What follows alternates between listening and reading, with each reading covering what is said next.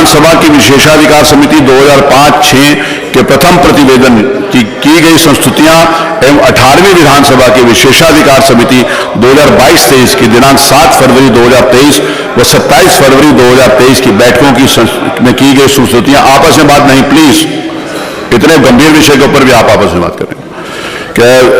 2023 की बैठकों में की गई संस्तुतियों के अनुपालन में 1 श्री अब्दुल समद तत्कालीन क्षेत्राधिकारी बाबूपुरा कानपुर, 2 श्री ऋषिकांत शुक्ला तत्कालीन थानाध्यक्ष कानपुर नगर कानपुर, 3 श्री त्रिलोकी सिंह तत्कालीन उप निरीक्षक थाना कोतवाली कानपुर नगर, 4 श्री छोटे सिंह यादव तत्कालीन कांस्टेबल थाना किदवई नगर कानपुर, 5 श्री विनोद मिश्रा तत्कालीन कांस्टेबल थाना काकादेव कानपुर, 6 श्री मेहरबान सिंह यादव तत्कालीन कांस्टेबल थानाध्यक्ष कानपुर नगर को आदरणीय सदन के दंड हेतु उपस्थित किया जाएगा। विशेषाधिकार की अवहेलना एवं आदरणीय सदन की अवमानना के लिए दोषी श्री अब्दुल समद तत्कालीन क्षेत्राधिकारी कानपुर, श्री ऋषिकांत शुक्ला तत्कालीन थानाध्यक्ष किदवई नगर, श्री त्रिलोकी सिंह तत्कालीन उप निरीक्षक थाना कोतवाली कानपुर नगर, श्री छोटे सिंह यादव तत्कालीन कांस्टेबल थाना किदवई नगर कानपुर, श्री विनोद मिश्रा तत्कालीन कांस्टेबल थाना काकादेव कानपुर, श्री मेहरबान सिंह यादव तत्कालीन कांस्टेबल थाना कानपुर नगर को आदरणीय सदन में उपस्थित होने के आदेश निर्गत किए गए थे। मार्शल विधानसभा की रिपोर्ट के अनुसार उक्त समक्ष दोषी विधानसभा भवन में पहुंच गए। इन समक्ष दोषी व्यक्तियों को आदरणीय सदन के समक्ष प्रस्तुत किया जाए।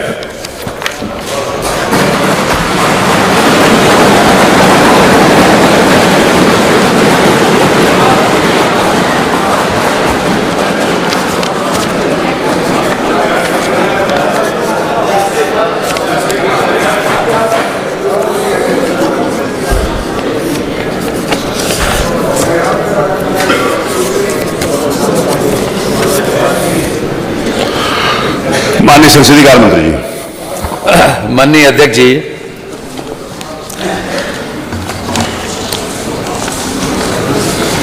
आज ये सदन के लिए बहुत महत्वपूर्ण दिन है। माननीय इस घटना के विषय में मैं संक्षेप में सभी माननीय सदस्यों को अवगत करा दें।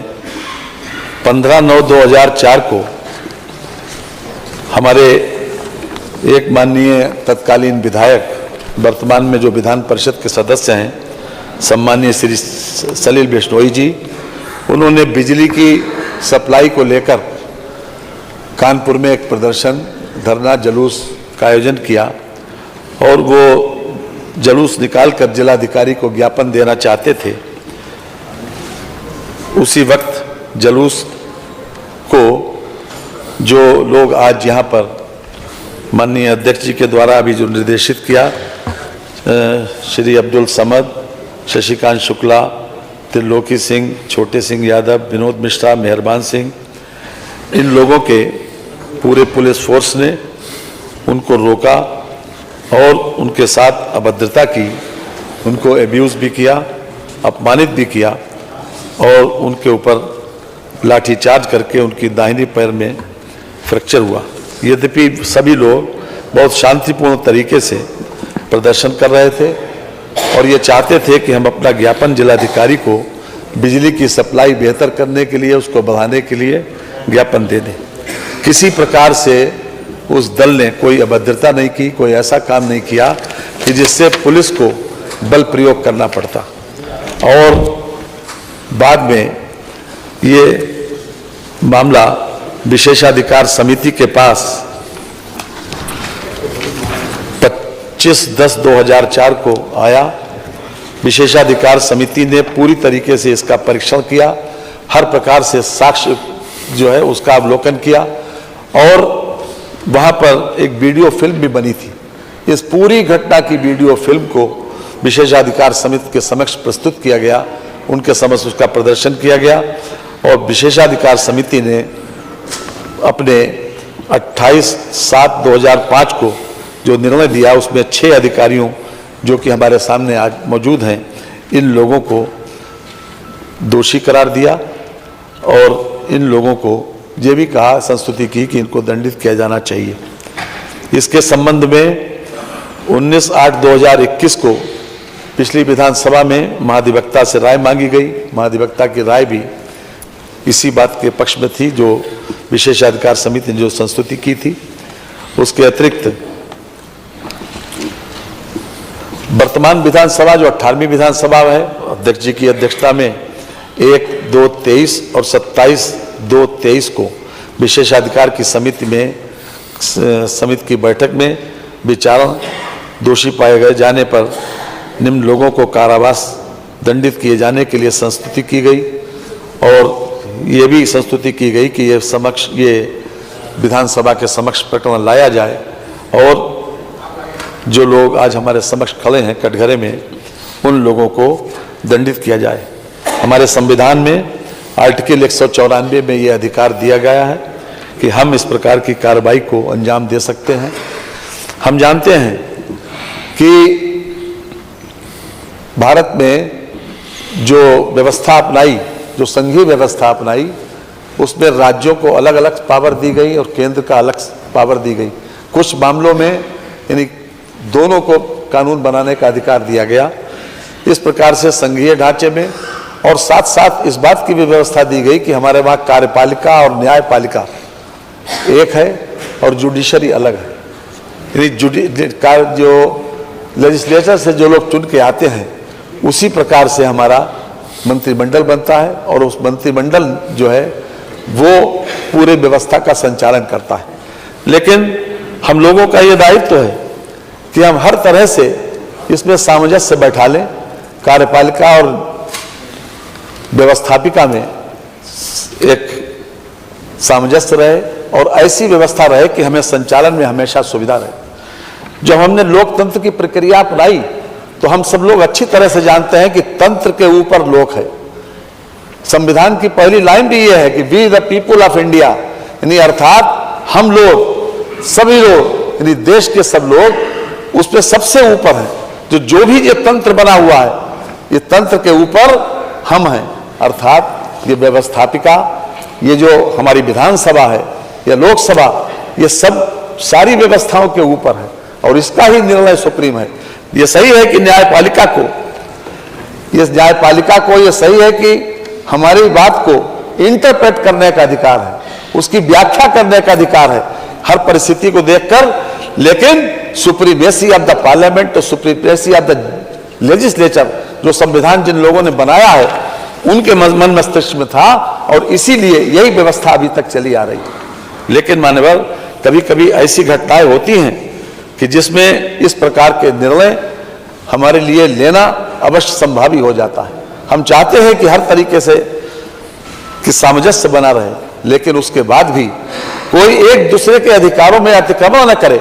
अगर शांतिपूर्ण तरीके से धरना और प्रदर्शन होने पर इस प्रकार की घटना हुई तो निश्चित रूप से सारे साक्ष्यों को देखकर विशेषाधिकार समिति ने जो हमारे सामने रिपोर्ट प्रस्तुत की है और उसका महाधिवक्ता के द्वारा न्यायिक उसका परीक्षण करके उसके संबंध में संस्तुति दी है और वर्तमान विधानसभा में हमारे वर्तमान अध्यक्ष जी के द्वारा जो यहाँ पर 27-2-23 को विशेषाधिकार समिति ने अपने सर्वसम्मत निर्णय में ये निर्धारित किया कि जो लोग दोषी हैं उन लोगों को दंडित किया जाए, कारावास से दंडित किया जाए। आज ये सदन के समक्ष प्रस्ताव इसलिए लाया गया कि हम उस कारावास की अवधि निर्धारित करें। तो अभी मैं जो प्रस्ताव करूंगा वो केवल इसी बात का कि ये पूरा सदन एक न्यायालय में परिवर्तित हो जाए और कोर्ट की तरीके से, जिस तरीके से कोर्ट की व्यवस्था करता है उसी तरीके से आगे का संचालन होगा। इसलिए मैं अध्यक्ष जी आपकी अनुज्ञा से यह प्रस्ताव करता हूं कि श्री सलिल बिश्नोई तत्कालीन माननीय सदस्य विधानसभा उत्तर प्रदेश कानपुर नगर द्वारा श्री अब्दुल समद तत्कालीन क्षेत्राधिकारी बाबूपुरवा कानपुर नगर तथा अन्य 5 पुलिस कर्मियों के विरुद्ध अभिसूचित विशेषाधिकार हनन एवं सदन की अवमानना के लिए दोषी कर्मियों को कारावास का दंड प्रदान करने का प्रकरण जो माननीय सदन के संज्ञान में है पर दंड का निर्धारण करने हेतु माननीय सदन को माननीय न्यायालय के रूप में परिवर्तित कर दिया जाए। ये मैं आपके उससे प्रस्ताव करता हूं। एक बात मैं आपके समक्ष और मान्यवर कर दूं, इस पे प्रश्न कर लें, फिर आप रख लीजिए। प्रश्न यह है कि श्री सलील बिश्नोई तत्कालीन माननीय सदस्य विधानसभा उत्तर प्रदेश कानपुर नगर द्वारा श्री अब्दुल समद तत्कालीन क्षेत्राधिकारी बाबूपुरा कानपुर तथा अन्य 5 पुलिस कर्मचारियों के विरुद्ध अभिसूचित विशेषाधिकार हनन एवं सदन की अवमानना के लिए दोषी कर्मचारियों को कारावास का दंड प्रदान करने को प्रकरण जो माननीय सदस्य के संज्ञान में है पर दंड निर्धारित करने हेतु माननीय सदन को माननीय न्यायालय के रूप में परिवर्तित कर दिया जाए। जो माननीय सदस्य के पक्ष में हो कृपया हाँ कहें, जो माननीय सदस्य के विरोध में हो कृपया नहीं कहें। सर्वसम्मति से प्रस्ताव स्वीकृत हुआ। माननीय संसदीय मंत्री कुछ कह रहे थे आप? जी माननीय ये सभी लोगों को सदन के विशेषाधिकार का दोषी पाया गया है, इसीलिए आज ये प्रस्ताव आया। ये दूसरा प्रस्ताव मेरा है कि श्री सलील बिश्नोई तत्कालीन माननीय सदस्य विधानसभा उत्तर प्रदेश कानपुर नगर द्वारा श्री अब्दुल समद तत्कालीन क्षेत्राधिकारी बाबूपुरवा कानपुर नगर तथा अन्य 5 पुलिस कर्मियों के विरुद्ध अभिसूचित विशेषाधिकार हनन एवं सदन की अवमानना के लिए दोषी कर्मियों श्री अब्दुल समद तत्कालीन क्षेत्राधिकारी बाबूपुरवा कानपुर नगर, श्री ऋषिकांत शुक्ला तत्कालीन थाना अध्यक्ष किदवई नगर कानपुर नगर, श्री त्रिलोकी सिंह तत्कालीन उप निरीक्षक थाना कोतवाली कानपुर नगर, श्री छोटे सिंह यादव तत्कालीन कांस्टेबल थाना किदवई नगर कानपुर नगर, श्री विनोद मिश्रा तत्कालीन कांस्टेबल थाना काकादेव कानपुर नगर, श्री मेहरबान सिंह यादव तत्कालीन कांस्टेबल थाना काकादेव कानपुर नगर को कारावास का दंड प्रदान करने पर विचार किया जाए। प्रश्न यह है कि श्री सलील बिश्नोई तत्कालीन माननीय सदस्य विधानसभा उत्तर प्रदेश कानपुर नगर द्वारा श्री अब्दुल समद तत्कालीन क्षेत्राधिकारी बाबूपुरा कानपुर तथा अन्य 5 पुलिस कर्मचारियों के विरुद्ध अभिसूचित विशेषाधिकार हनन एवं सदन की अवमानना के लिए दोषी कर्मियों श्री अब्दुल समद तत्कालीन क्षेत्राधिकारी बाबूपुरा कानपुर, श्री ऋषिकांत शुक्ला तत्कालीन थानाध्यक्ष किदवई नगर कानपुर, श्री त्रिलोकी सिंह तत्कालीन उप निरीक्षक थाना कोतवाली कानपुर, श्री छोटे सिंह यादव तत्कालीन कांस्टेबल थाना किदवई नगर कानपुर, श्री विनोद मिश्र तत्कालीन कांस्टेबल थाना काकादेव कानपुर, श्री मेहरबान सिंह यादव तत्कालीन कांस्टेबल थाना काकादेव कानपुर को कारावास का दंड प्रदान करने पर विचार किया जाए। जो माननीय सदस्य के पक्ष में हो कृपया हाँ कहें, जो माननीय सदस्य के विरोध में हो कृपया नहीं कहें। सर्वसम्मति से प्रस्ताव स्वीकृत हुआ। माननीय आप कुछ कहेंगे कि मैं बाकी लोगों नेताओं को बुलाऊं? जैसे माननीय संसदीय मंत्री जी। माननीय अध्यक्ष जी, जो आज जो प्रस्ताव आया है मान्यवर, जैसा कि आप अवगत हैं कि विशेषाधिकार समिति में भी, तत्कालीन विशेषाधिकार समिति में भी और उसके बाद भी जो परिस्थिति बनी थी उसी के आधार के ऊपर इन लोगों को कारावास का दंड प्रदान करने पर ये स्थिति आई है। हम जरूर चाहेंगे कि हमारे बाकी अन्य दल के नेता अगर अपना विचार रखना चाहें तो। माननीय नेता समाजवादी पार्टी श्री अखिलेश यादव जी अनुपस्थित हैं। समाजवादी पार्टी की तरफ से और कोई बोलना चाहता है तो बोल सकता है, नहीं बोलना चाहते। माननीय नेता अपना दल श्री सोनेलाल। माननीय अध्यक्ष जी, आज हम सब लोग यहाँ पर इस विधानसभा के पूर्व सदस्य आदरणीय सलील बिश्नोई जी के विशेषाधिकार पर हम लोग विचार करने के लिए इकट्ठा हुए हैं। मेरा इस प्रकरण पर सिर्फ इतना कहना है कि मैं अपनी पार्टी की ओर से आपको निर्णय लेने के लिए पूर्णतया कर रहा हूं, धन्यवाद, अधिकृत कर रहा हूं। और मैं ये भी एक निवेदन कर रहा हूं एक विषय पर, इस पे हम सब निर्वाचित होकर के या चयनित होकर के आते हैं। हमारे लिए जो विशेषाधिकार का विषय है, इसमें एक निवेदन जरूर मैं आपसे करूंगा कि आजकल मैं एक सदस्य के रूप में आपसे कह रहा हूं, भाषाई जो आदान प्रदान अधिकारी, चलिए उसके ऊपर विशेष चर्चा करेंगे, अभी नहीं, ये प्लेटफॉर्म नहीं है। श्री नेता राष्ट्रीय लोकदल श्री बाल्यान जी, श्री बाल्यान जी बोलना चाहते हैं? उनका कोई सदस्य बोलना चाहता है? नहीं बोलना चाहते, इसका दो समर्थन में। शैलील कुमार त्रिपाठी, निर्बल इंडियन शोषित हमारा अपना दल, बताइए। माननीय संजय जी। अध्यक्ष जी, हमारा दल, हमारी पार्टी, हमारे दल के सदस्य आज इस तरह की घटना आगे न हो, और विशेषाधिकार संविधान में मिला हुआ और जनता ने दिया।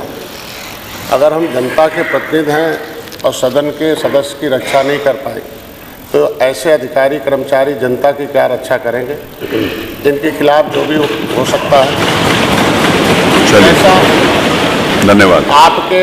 आप अध्यक्ष जी, हमारी पार्टी आपकी कार्यकुशलता पर गर्व करती है और पूरा समर्थन करती है। जो भी निर्णय सुनाएंगे हमारा दल आपका समर्थन करता है। नेता श्री ओम प्रकाश जी राजभर, सुहेल देव, भारतीय समाज पार्टी। माननीय अध्यक्ष जी, हमारी पार्टी, हमारे सभी विधायक, हम लोग ये निर्णय आपके ऊपर छोड़ते हैं। जो भी निर्णय आप देंगे हम लोग सर्वमान्य हैं। माननीय नेता भारतीय राष्ट्रीय कांग्रेस श्रीमती आराधना मिश्रा मोना जी। माननीय अध्यक्ष जी, संविधान के इस मंदिर में सदस्यों की और संविधान की सुरक्षा के लिए जो निर्णय आप लेंगे आज, उससे मैं और मेरा दल पूरी तरह सहमत। हमें पूरा विश्वास है कि आप हम सब की बात को समझते हुए इस पर निर्णय ले लें। पूरा विश्वास हमें आपके निर्णय। माननीय नेता जनसत्ता दल कुंवर रघुराज प्रताप सिंह राजा भैया जी। माननीय अध्यक्ष जी, आप हम सभी लोगों के संरक्षक हैं। मैं अपने दल जनसत्ता दल की ओर से जो भी आप निर्णय लेंगे उससे हम पूरी तरह से सहमत हैं। माननीय नेता बहुजन समाज पार्टी श्री उमाशंकर सिंह। माननीय अध्यक्ष जी, क्योंकि इस मंडप में आप हम सबके अभिभावक हैं, संरक्षक हैं, इसलिए इस संबंध में भी मुझे पूरा विश्वास है कि आप जो भी निर्णय लेंगे हम सबके हित में लेंगे। मैं अपने तरफ से भी आपको अधिकृत करता हूं कि आप अपना निर्णय दें, हम उसको स्वीकार करेंगे। माननीय संसदीय कार्य मंत्री जी। माननीय अध्यक्ष जी, हम न्याय के ऊपर संवेदनशीलता को महत्व दिया गया मान्यवर, और संवेदनशीलता उसके ऊपर मानी गई है। हम भी उसी परंपरा के निर्वहन के एक प्रकार से आदी हैं। इसलिए हम जरूर चाहेंगे, क्योंकि इन सभी लोगों को दोषी करार दिया गया, इसलिए हम चाहते हैं कि इनका भी पक्ष, मानवर इन लोगों का पक्ष भी जैसी की व्यवस्था है उसमें सुन लिया जाए। कम से कम इनको अपने बारे में सजा के लिए क्या कहना है। लोकतंत्र में जो जनप्रतिनिधि चुन के आते हैं वो जनता के हितों के लिए ही बराबर, जब सत्ता में रहते हैं तो संसाधन जुटाकर, जब विपक्ष में रहते हैं तो अपनी आवाज़ बुलंद करके ये कोशिश करते हैं कि ज़्यादा से ज़्यादा जनहित हो सके। और जनहित के किसी काम के लिए जब कोई शांतिपूर्ण तरीके से किसी प्रकार से अपना ज्ञापन, अपना प्रतिवेदन देने जिलाधिकारी के वहाँ जा रहे हैं, तो जिस प्रकार का व्यवहार किया गया मान्यवर, वो अपने आप में अशोभनीय भी है, निंदनीय भी है और सजा योग भी है। इसलिए मान्यवर, आपने यहाँ पर ये व्यवस्था की है कि सभी पूरी विधानसभा आज कोर्ट में परिवर्तित हुई, लेकिन किसी भी निर्णय से पहले, हम किसी भी प्रस्ताव से पहले ये जानना चाहेंगे कि आपका पक्ष क्या है। आपको भी कन्विक्शन के अंतराल पर, कन्विक्शन के मामले में कि कितना दंड इनके लिए हो, इनको भी मान लिया, सुन लिया जाए कि क्या स्थिति है। मैं सुन लेता हूँ। आप यहाँ पर उपस्थित श्री अब्दुल समद, श्री ऋषिकांत शुक्ला, श्री त्रिलोकी सिंह, श्री छोटे सिंह यादव, श्री विनोद मिश्रा, श्री मेहरबान सिंह यादव, मैं आपको एक एक करके इस बात के लिए प्रिविलेज देता हूं कि आप अपनी बात कुछ कहना चाहते हैं तो कहिए। श्री अब्दुल समद। परम आदरणीय माननीय अध्यक्ष जी, परम आदरणीय माननीय सदस्यगण, परम आदरणीय तत्कालीन विधायक माननीय सलील बिश्नोई जी, मैं आप सभी लोगों का सादर चरण स्पर्श करते हुए प्रणाम करता हूं। राजकीय दायित्वों के निर्वहन में जो भी त्रुटियां हुई हो, जाने अनजाने में जो गलती हुई हो, मैं माननीय अध्यक्ष जी से, माननीय सदन सदस्यगण से, माननीय बिश्नोई साहब से हाथ जोड़कर माफ़ी मांगता हूं कि जो भी गलती हुई हो जाने अनजाने में, उसके लिए हमें क्षमा कर दें।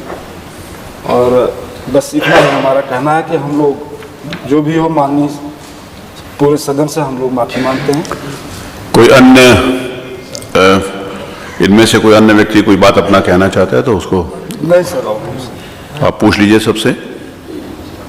चलिए, ये कुछ ये अपनी बात इनकी आ गई, श्री अब्दुल समद जी की बात आ गई, और बाकी सभी का वही है। आप बोल रहे हैं कुछ?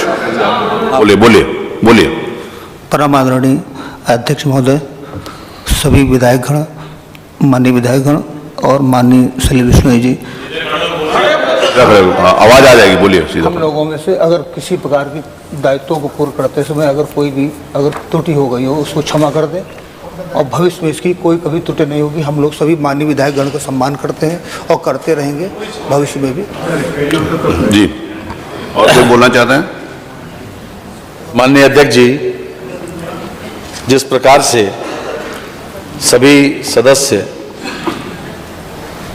ये महसूस करते हैं, आज जो कटघरे में खड़े हैं, अब्दुल समद के साथ जो पांचों लोग कटघरे में खड़े हैं, उन सभी लोगों ने, बाकी सबकी भी यही राय है, सभी लोगों ने विनम्रता पूर्वक माफी का प्रस्ताव किया है। लेकिन मान्यवर, लोकतंत्र में इस विधायिका का सम्मान बचा रहना बहुत जरूरी है। जैसा कि मैंने प्रारंभ में कहा था कि एक 4 लाख, 5 लाख, 6 लाख और 10-10 लाख लोगों से चुनकर लोग आए यहाँ पर, वो लोग केवल जनता के हितों में काम करते हैं। ये भी सही है कि ये अधिकारी लोग शासन के निर्देशों का पालन करते हैं, लेकिन मान्यवर ये अधिकार नहीं मिल जाता कि इन लोगों को किसी प्रकार से नाजायज तरीके से किसी को गाली दें, किसी को अब्यूज करें, किसी को अपमानित करें या डंडा चलाएं। जहां वहां पर कोई ऐसी परिस्थिति नहीं थी कि इस प्रकार का बल प्रयोग करें या किसी प्रकार से गाली दें, और इस प्रकार की स्थिति बाकायदा वीडियोग्राफी में आई है। मानवर, ये सही है कि हम आपसे भी अनुरोध करेंगे कि संवेदनशीलता तो जरूरी है, निभाना भी चाहिए, लेकिन मान्यवर फिर भी चूंकि आज ये सदन कोर्ट में परिवर्तित हुआ और आपको सर्वाधिकार है हर तरह से, और इसके संबंध में भी कई प्रकरण यहाँ विधानसभा में, चाहे 1959 हो, चाहे उसके बाद सन 89 हो, इसके बीच में भी 1-2 प्रकरण ऐसे आए। लगातार इस बात को सुप्रीम कोर्ट ने भी मेजॉरिटी जजमेंट से इस बात को परिभाषित किया है कि किसी भी तरीके से जुडिशरी और जो व्यवस्थापिका है वो किसी प्रकार से एक दूसरे के काम में हस्तक्षेप न करे।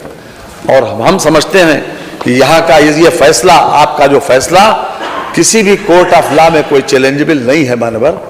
इसलिए मैं विनम्रता पूर्वक ये प्रस्ताव करूंगा कि चूंकि इन लोगों का व्यवहार, अपने इन्होंने जो कुछ कहा है उसके ऊपर हम ये चाहते हैं कि मिनिमम इनको सजा दी जाए, इसलिए मैं प्रस्ताव करता हूं कि श्री सलील बिश्नोई तत्कालीन माननीय सदस्य विधानसभा उत्तर प्रदेश कानपुर नगर द्वारा श्री अब्दुल समद तत्कालीन क्षेत्राधिकारी बाबूपुरवा कानपुर नगर तथा अन्य 5 पुलिस कर्मियों के के विरुद्ध अभिसूचित विशेषाधिकार हनन एवं सदन की अवमानना के लिए दोषी कर्मियों श्री अब्दुल समद तत्कालीन क्षेत्राधिकारी बाबूपुरवा कानपुर नगर, श्री श्रीकांत शुक्ला श्री तत्कालीन थानाध्यक्ष किदवई नगर कानपुर नगर, श्री त्रिलोकी सिंह तत्कालीन उप निरीक्षक थाना कोतवाली कानपुर नगर, श्री छोटे सिंह यादव तत्कालीन कांस्टेबल थाना किदवई नगर कानपुर नगर, श्री विनोद मिश्रा तत्कालीन कांस्टेबल थाना काकादेव कानपुर नगर, श्री मेहरबान सिंह यादव तत्कालीन कांस्टेबल थाना काकादेव कानपुर नगर को 1 दिन यानी आज रात के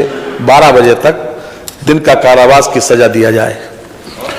संविधान की उद्देशिका निम्न प्रकार से प्रारंभ होती है। हम सबको मालूम है कि हम भारत के लोग, भारत के संपूर्ण प्रभुत्व संपन्न, आगे पूरा डिटेल में लिखा हुआ है। इस संविधान को अंगीकृत, अधिनियमित और आत्मार्पित करते हैं।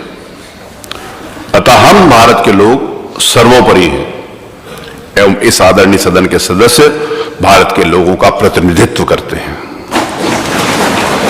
अतः उनकी मर्यादा एवं गरिमा को संरक्षित रखना हम सबका दायित्व है। संविधान के अनुच्छेद 194 में विधानमंडल के सदनों की तथा उसके सदस्यों और समितियों की शक्तियों एवं विशेषाधिकार प्राविधानित किए गए हैं। ये एक सत्यापित सिद्धांत है कि संविधान के अनुच्छेद 194(3) के अंतर्गत सदन विशेषाधिकार एवं अवमानना के मामलों में निर्णय लेने हेतु सर्वाधिकार धारित करता है तथा सदन का निर्णय इस मामलों में अंतिम होता है। हम सबको यह एहसास है कि हमारा यह निर्णय महत्वपूर्ण होगा और इसके दूरगामी परिणाम एवं संदेश होंगे। संविधान में न्यायपालिका, कार्यपालिका एवं विधायिका की शक्तियों को पृथक पृथक रूप से परिभाषित किया गया है। इन शक्तियों के पृथक्करण एवं सिद्धांत हमारे संविधान की जीवन रेखा हैं। यदि इन तीनों संवैधानिक संस्थाओं द्वारा एक दूसरे के अधिकारों एवं शक्तियों में अतिक्रमण किया जाएगा तो उसके परिणाम नकारात्मक होंगे और ये संस्थाएं शनैः शनैः समाप्त हो जाएंगी। हमारा ये दायित्व है कि संविधान निर्माताओं ने जो योजना बनाई है हम लोग सम्मान करें और अपने अधिकारों का प्रयोग अपनी सीमा के अंदर रहकर करें। जनप्रतिनिधियों के लोकतांत्रिक अधिकारों एवं कार्यपालिका द्वारा सीमित नहीं किया जा सकता। इसी प्रकार से विधायिका द्वारा भी कार्यपालिका की सीमा में अनधिकृत हस्तक्षेप नहीं किया जा सकता। विधायिका तथा न्यायपालिका के परस्पर संबंध में अपने दायरे में रहने चाहिए। विशेषाधिकार एवं सदस्यों की अवमानना की जो शक्ति सदन को प्रदत्त की गई है वह इसी उद्देश्य से प्रदान की गई है कि सदन अपनी कार्रवाई सम्मान पूर्वक एवं मर्यादित ढंग से कर सके एवं सदन के सदस्य अपने अधिकारों का शांतिपूर्वक प्रयोग कर सकें। आज हमारे समक्ष कतिपय सरकारी कर्मचारियों की दोष के आधार पर दंड देने के प्रश्न पर विचार किया जा रहा है। सदनों और सदस्यों के विशेषाधिकार तथा अवमानना के प्रावधानों को अधिनियमित नहीं किया गया क्योंकि उनका प्रयोग परिस्थितियों एवं विभिन्न मामलों के अनुसार किया जाने का मंतव्य है। कई बार इस पर चर्चा की गई। विशेषाधिकार और अवमानना के बिंदुओं को अधिनियमित कर दिया जाए, परंतु इस संबंध में अभी तक कोई मतैक्य नहीं हो पाया। सदन के सभी माननीय सदस्य जनता के प्रतिनिधित्व हैं एवं संविधान की उद्देशिका में यह स्पष्ट रूप से प्रावधानित है कि संविधान के अंतर्गत हम भारत के लोग सर्वोपरि हैं। यदि जनता उसके प्रतिनिधियों के विरुद्ध लोकतांत्रिक अधिनियमों के प्रयोग में कोई बाधा आती है तो उसको रोकने के लिए विशेषाधिकार एवं अवमानना की शक्तियां प्रदत्त की गई हैं, अन्यथा यह संस्था महत्वहीन हो जाएगी। उपरोक्त वर्णित संवैधानिक योजना के अंतर्गत है। वर्तमान प्रकरण में भी इस आदरणीय सदन को आज विचार करने के लिए मजबूर होना पड़ा। संसदीय कार्य मंत्री द्वारा प्रस्तुत किए गए तथ्यों से यह स्पष्ट है कि यह प्रकरण चिंतनीय है और इस प्रकरण में आदरणीय सदस्यों के विरुद्ध जिस प्रकार का बर्ताव दोषी अधिकारियों एवं कर्मचारियों द्वारा किया गया है वो उनके अधिकारों से परे है था एवं संविधान अनुशासन के विपरीत था। दोषी अधिकारियों के आचरण के कारण ही विशेषाधिकार समिति द्वारा यह संस्तुति की गई कि उनको दंड दिया जाए। विशेषाधिकार एवं सदन के सदस्यों की अवमानना की शक्तियां विशिष्ट एवं वृहद हैं। हम इस बात को पूरी तरीके से विज्ञ हैं कि इन शक्तियों का प्रयोग सामान्यतः नहीं किया जाना चाहिए, परंतु यह हमारा दायित्व है कि विधायिका की मर्यादा को संरक्षित करने हेतु इन शक्तियों का आवश्यकता अनुसार प्रयोग किया जाए।